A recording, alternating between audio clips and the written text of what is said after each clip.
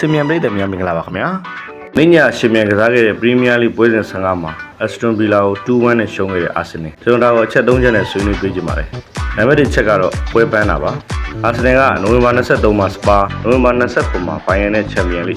နိုဝင်ဘာ30မှာချက်စီနဲ့ဒီဇင်ဘာ4ရက်မှာတော့ဘရန်ဖို့တို့နဲ့ပွဲကျရက်ကစားခဲ့ပါတယ်။နောက်ကြားရတဲ့ကခြားပြီးတော့အက်စတွန်ဗီလာနဲ့ကစားခဲ့ရပါတယ်။လိုအပ်တာထက်နိုင်ယူခြင်းလိုနေပါခဲ့တာကြောင့်ပွဲပန်းပြီးစတာမီနာကျသွားခဲ့တာမြင်သာနေပါတယ်။ဘောလုံးဖွဲ့ချုပ်အနေနဲ့ဒါတွေကိုတခြားတွေးတော့တင်ပါတယ်။နောက်နံပါတ်2ခန်တက်စစ်တူရဲ့အရေးပါမှုကာဗရီလက်ကောင်နဲ့ဆာလီဗန်ပေါင်ခဲ့တာဟာခံစစ်မှာအတော်လေးတိတာခဲ့ပါတယ်။ရန်လူတွေဘလောက်ပဲကောင်းနေပြောအာဆင်နယ်ရဲ့ခံစစ်ကတော့ဆလီဗာကာဗီအတွဲကတာကမ္ဘာအကောင်းဆုံးပါ။ဒီပွဲမှာလည်းသူတို့မပါလာခြင်းကအက်စတွန်လိုမာအောင်မြန်ကုန်ရှိတဲ့တိုက်စစ်အတွက်ထုတ်ဖောက်ရအရန်လွယ်ကူနေပါတယ်။အာဆင်နယ်တိုက်စစ်ဖီယိုဖေးဖြစ်ခဲ့တယ်ဆိုတာ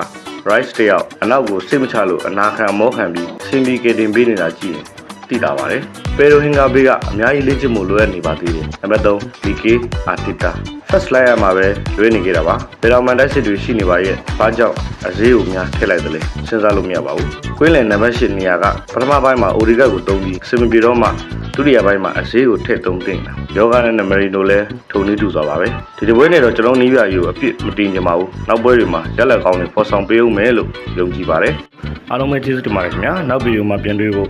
YouTube channel လို့ subscribe လုပ်ပေးတော့ကြပါအောင်နော်။